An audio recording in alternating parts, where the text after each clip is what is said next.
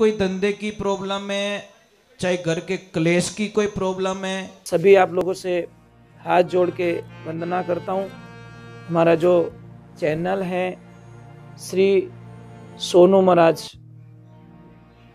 वो चैनल जरूर सब्सक्राइब करें और इन वीडियो को शेयर करते रहिए।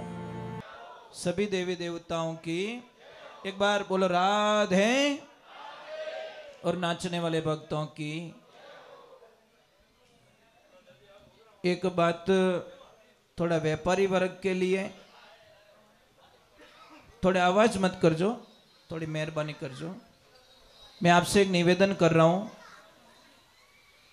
व्यापारी वर्ग के लिए, जिनको विश्वास है वो ही करे, जिनको विश्वास है वो ना करे, इतना ख्याल रखे, नहीं तो आपका टाइम बर्बाद हो जाएगा।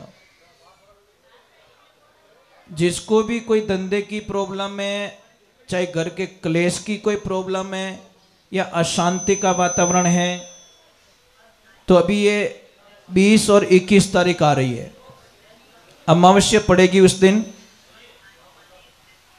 शाम के टाइम में एक नारियल लेना, श्रीफल, उसको थोड़ा छील देना और थोड़ी चोटी रखते ना हम लोग एक साइड में, पूरे घर के बाहर निकलिए और घर के सामने मुंह करके उसको नारियल को 21 बार ऐसे मेन गेट पे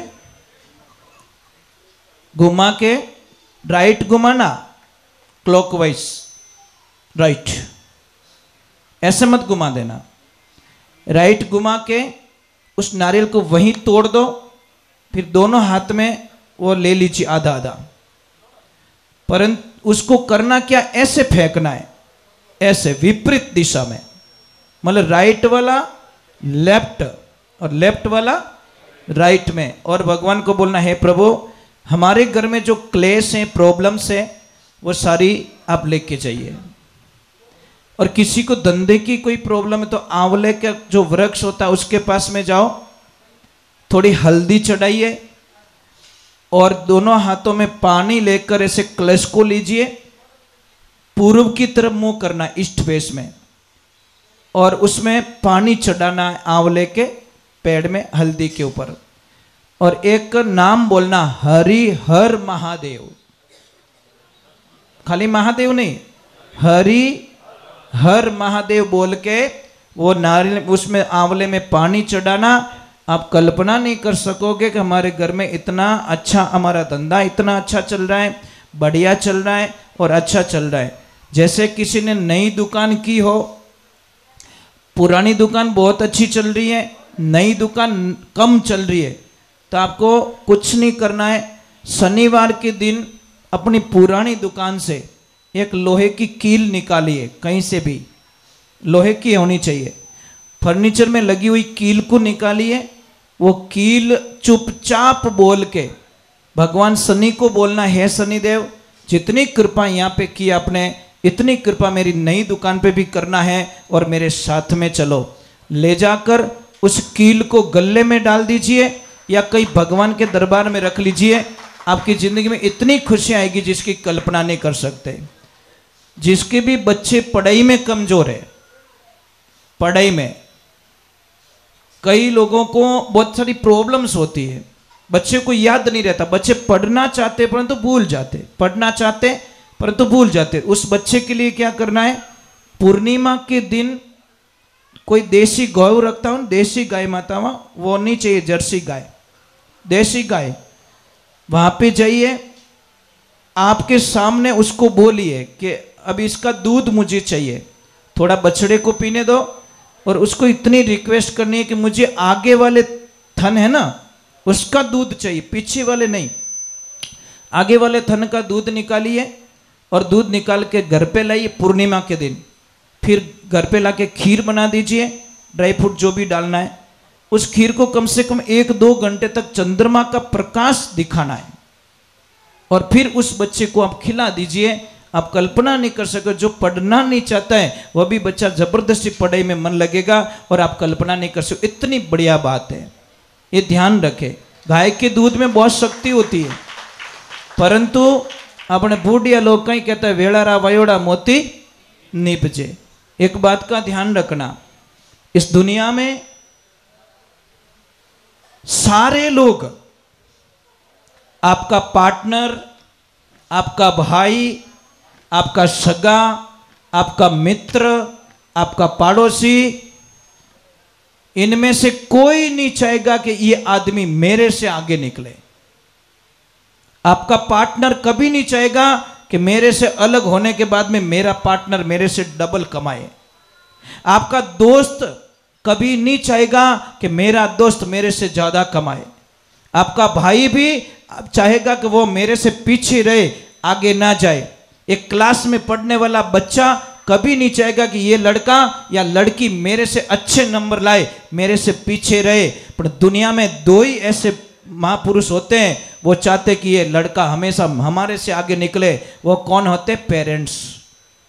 माँ बाप रे अलावा कोई दुनिया में आपको आगे बढ़ने का सपना, आशीर्वाद नहीं देंगे। सिर्फ माता पिता के अलावा। माता पिता चाहते कि मेरा बेटा मेरे से बहुत आगे बढ़े, बहुत आगे बढ़े। तो एक बेटे ने पिताजी के व्यापार पे ध्यान दिया और पिताजी की इच्छा थी कि बेटा हमारी 40 साल की पेढ़ी है, इसका थोड़ा ध्यान रखना। बेटे ने बात सुनी और बैठ गया पेढ़ी पे। अब उसने व्यापार इतना फैला दिया महाराज, बहुत ज़्यादा व्यापार फैला दिया।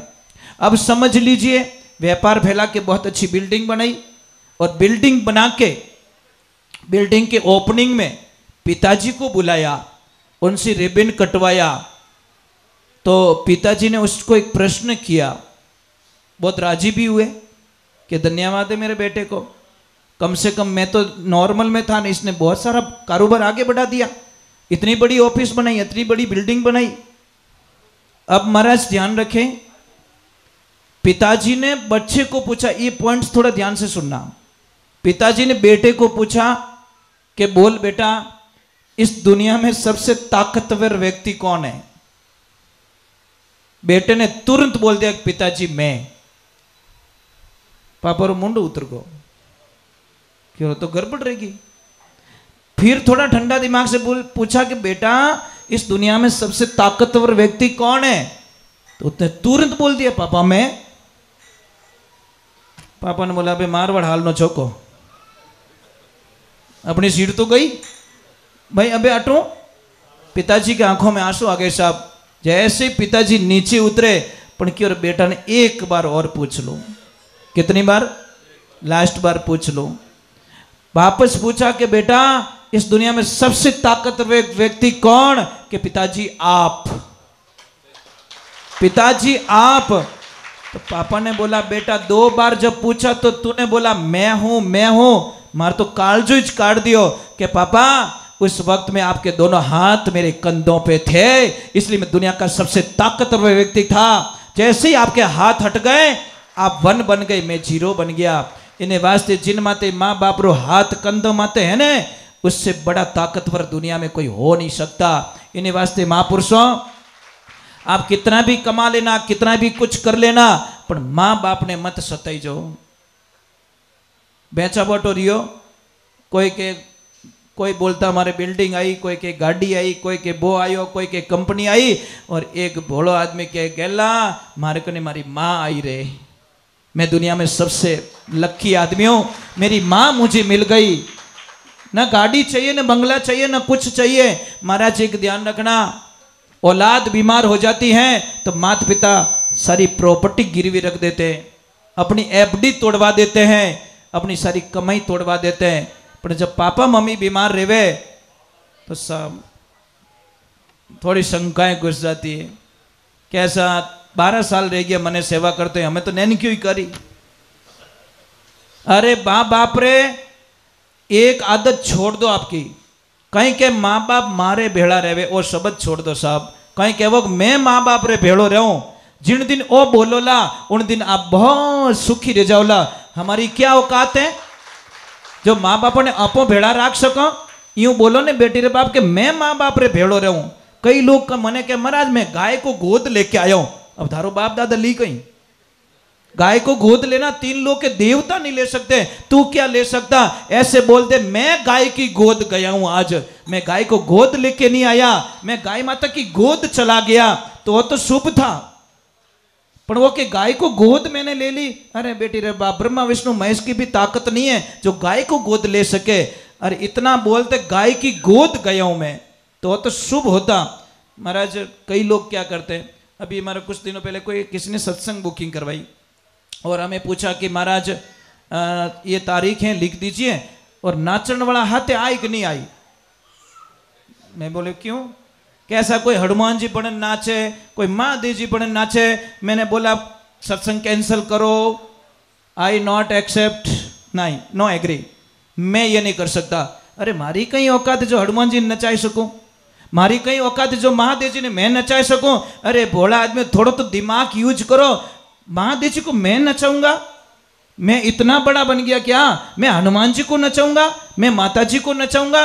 अरे क्या खेल कर रहे हो तुम लोग। माता जी हम ही थे नाचो भाई, महादेव जी हम ही थे नाचो, हनुमान जी हम ही थे नाचो, तो थोड़ो बेड़ो पार होवे, नहीं तो आज होवे ने कोई काल होवे।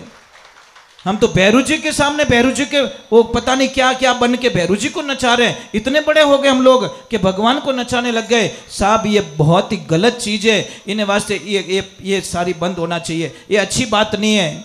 भगवान की हंसी उड़ती है, भगवान की मजाक उड़ती है साहब, और हम एग्री करते तालियां बजाते हैं, मजा आता है। मैंने बोला ना मजा मत लीजिए, मजा थोड़ी देर का है, आनंद लीजिए। चलो एक बार जय बोलते, बोले आई मात की, बोले नवदुर्गे मात की। नाराज तो नहीं हो, थोड़ा हैंट अरे जो क्यों बात उड़ी हो है, हल्का हल्का हैंग, भारी भारी रेजो को पड़ियो रही, हल्को रिवसरी बात नहीं है। साहब मेरे गुरुजी ने क्या बोला कि बेटा जीवन चाहे 2 दिन का ही हो, पर होनो चीज आनंद रो। समझ में आई नहीं, 1 साल 2 साल जी ले चाहे 100 साल जी ले, आखिर है तुझको जाना, आखिर तुझे जाना है। मेरे गुरुजी कहा करते थे कि बेटा 100 किलो चांदी मत खरीदना, 1 किलो सोना खरीद लेना। तो अज्ञानी थे, मूर्ख थे हम लोग। जाके गुरुजी को बोला 99 किलो का घाटा क्यों करवा रहे हो। गुरुजी ने बोला 1 किलो सोने का 60 लाख बनता है, 100 किलो चांदी रही 60 लाख बने, तो 99 किलो बोझ लिया क्यों फिरे। समझ में आ गया। तो हमने 100 झूठ बोलने से बढ़िया एक सच बोल के मरा जाए, आनंद उसी में होता है। महाराज क्यों रोज मरूं यार, रोज झूठ बोलूं, रोज मरूं, इससे बढ़िया एक दिन मर जाए, क्या फर्क पड़ेगा।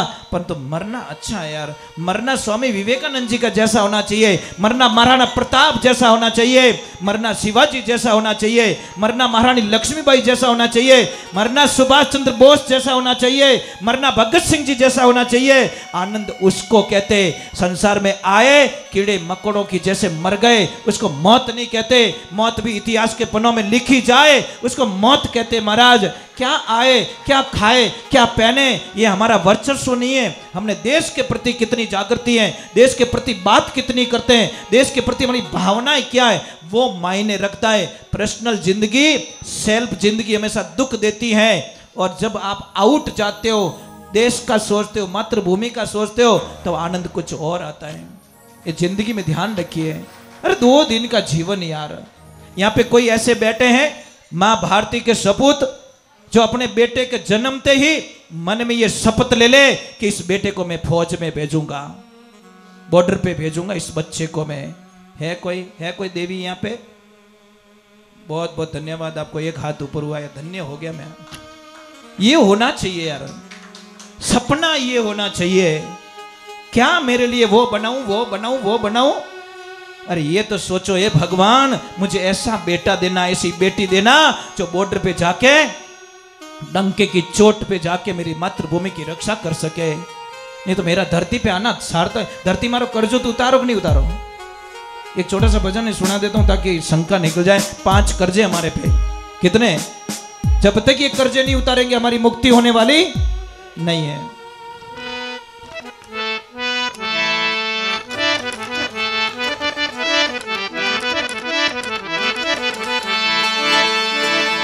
बोलिए श्री भगवान की, बोलिए आई मात की। सूरा होना सेज है, सूरा होना सहज है तो घड़ी